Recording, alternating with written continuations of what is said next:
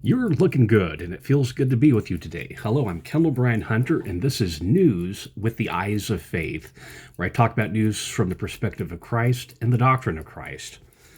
So, item in the news: Joe Biden is still president, and don't fall for the confuseocracy. That's the idea. It doesn't feel like he's president, but he still is. We all saw it with the debates. Someone took him off his meds. He's back on his meds again. Biden releases a national security memorandum on artificial intelligence. I'll let you insert your own jokes right here at this point. There we go. So I'm still working on the pacing of the news story. There's a certain rhythm to what you're doing. I'm going to talk something a little bit longer right now, and this has to do with an article or an editorial in the Deseret News by Judge Thomas Griffith. The article is, or the editorial is called "Claims of a Stolen Election Undermine a Democracy." So, just as a disclaimer, Thomas Griffith was my stake president at BYU as a member of the stake, so I kind of know as well as a normal member of a ward would understand a stake president. He rode his bike a lot. He took a pay cut for government service and to work at BYU. Of course, he's making it back now, being a lecturer at the Ivy League schools. He's very affable with students. I think he was, as an individual, for career-wise, he's well placed with what he did. So, have that as a disclaimer. And he talks about Trump's claims of election fraud and how it undermines democracy. And he did along with some other people, called a report called Lost Not Stolen. I put a link to this, Lost Not Stolen, and you can read the report as a PDF. And first of all, this is the type of citizen activism and public spiritedness we need. People getting together, people are in a position who have the money, of course, but also the legal expertise and the acumen. And it's a very good report. I recommend reading it. We need this for a healthy democracy. So here's my take on it. If saying that Trump's claims of a stolen election and other people's claims too are like a frivolous lawsuit, that is, they're crying wolf. And frivolous lawsuits or crying wolf in any situation overloads the system and degrades the legitimacy of law, I agree. But how do you know if a complaint or a lawsuit is frivolous or a complaint is inaccurate? And does this create a chilling effect when people say, okay, I have a legitimate concern? It's like, no, your complaint's frivolous. Or what if it's indeterminate? Because, sometimes we just don't know if it's one way or the other. How do people with limited knowledge, how are we able to make an understanding what is true and what isn't true and what's frivolous and what isn't frivolous? And think about this is sometimes legitimate claims get squelched. Think of this in terms of the child abuse scandals with the Boy Scouts, with the Catholic Church, now with the Southern Baptist Convention. It's all going on, and these were same thing with Me Too. People were doing their due diligence and playing by the rules and just getting swatted down by people who just didn't want to make waves or people who were doormats. And I think we've all experienced that if you've tried to escalate concerns. I've had that happen at work, and people have reported it to me. So that's the question. That's one aspect, but how do you determine what is and what isn't frivolous? What about the times when people have reported legitimate stuff and they've been silenced? Me Too, the sexual abuse thing. So it's a little bit more complex than what the Honorable Judge Griffith makes it out to be. Another aspect, too, the accusations that Trump is a fascist. These accusations lead to 2 assassination attempts. Kamala Harris, a couple of days ago, on this report on abcnews.go.com, where she called Donald Trump a fascist, and then Hillary Rodham Clinton, former Secretary of State, Senator, said that Trump was going to reenact a Nazi rally with his Madison Square Garden thing. Now, how are the accusations of Trump being Orange Hitler different from claims of election fraud?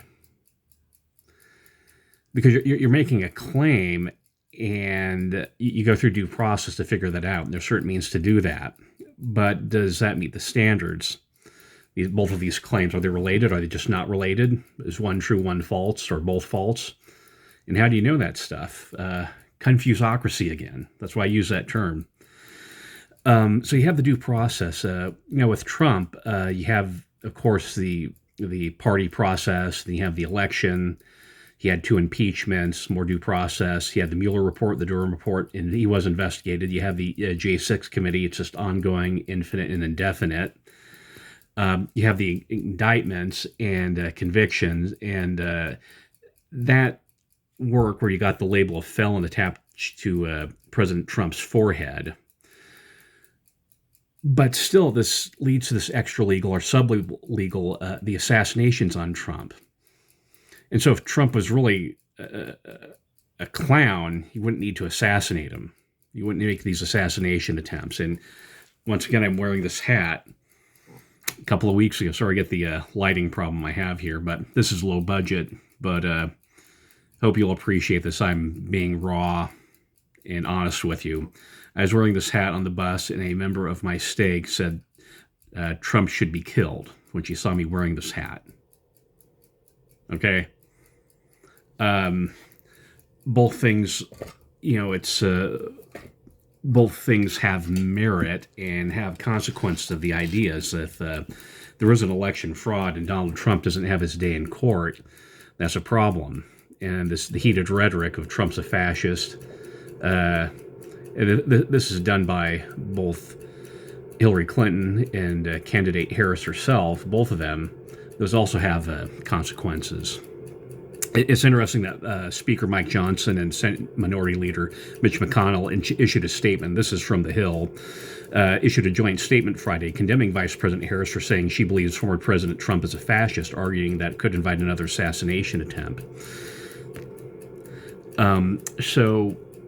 To Judge Griffith and anyone else, I'd say this. I appreciative of your work, both in the church and the personal sacrifice you did to follow your passion. I respect that you introduced Justice Brown to Congress during the confirmation hearings. I understand this really comes from your heart and you're honestly doing this, even though you could be sitting on the Supreme Court now.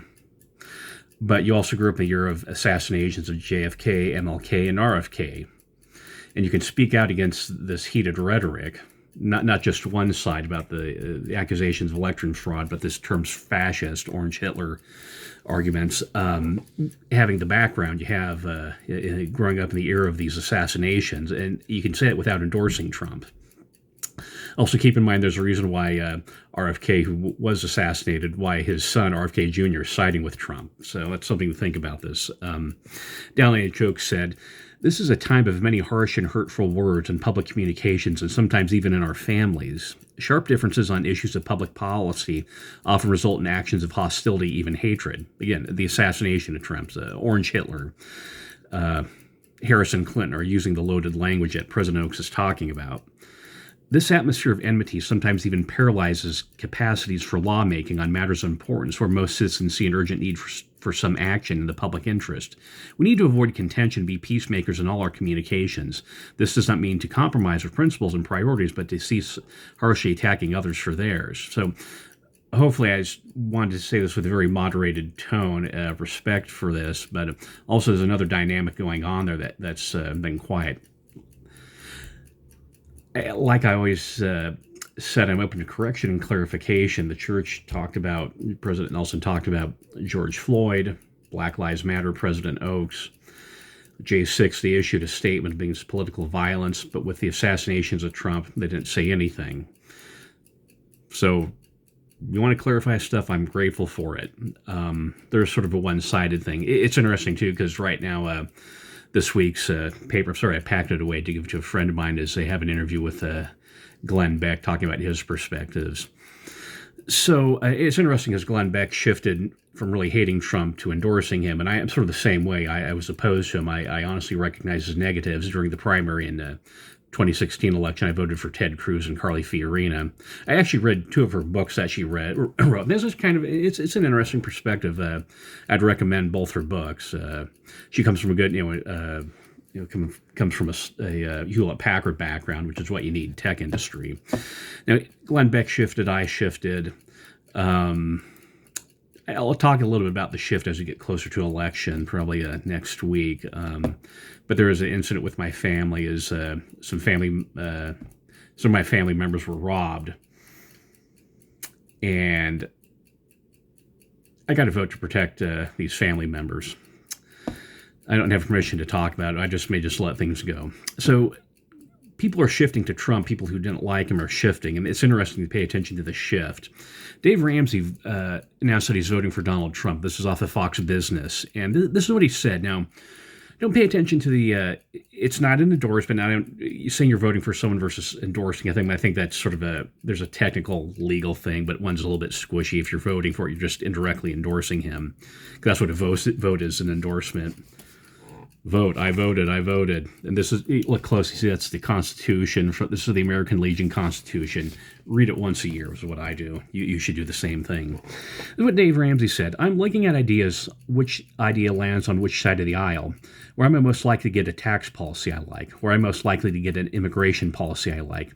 Where am I most likely to get a foreign policy I like? Where am I most likely to get a gun policy that I like? A climate change policy I like? A woke policy I like, that I agree with? And I can check those boxes very clearly and very quickly on these two candidates. So I'm going to tell you I'm voting for Donald Trump because I can check those boxes. More of them and more of them are on that side than the other. Now, this is a revealed standard where Dave Ramsey's not political. He's finance, although it's, like I said, the essence of politics is how does reality work? Is your political theory like a scientific theory? Does it accurately represent reality? And with finance, you just can't fudge it. If you write a rubber check, you write a rubber check. If you're out of money, you're out of money. And that's Dave Ramsey's angle. It's really grounded in reality in the same way a hard hat who's working with concrete. You just can't screw around with concrete. You can't screw around with your money. But this is revealed standard. You study it out, make a rational choice, and then you're not having an emotional attachment to a party or some of the icons of the past. I remember in the 80s, my sister... I should say, okay, a family member would get get letters talking about keeping the legacy of John F. Kennedy alive. Interesting, was assassinated, and just like it was sadly successful, but Trump's it was also assassinated. Then nowadays, I see we're doing the same thing with Ronald Reagan, and I mean, I'm always about principles, and I have a degree in history, but don't cherish ghosts. So always look forward. But that's a revealed standard. You study it out, and you don't have these toxic emotional attachments. Can you explain your vote?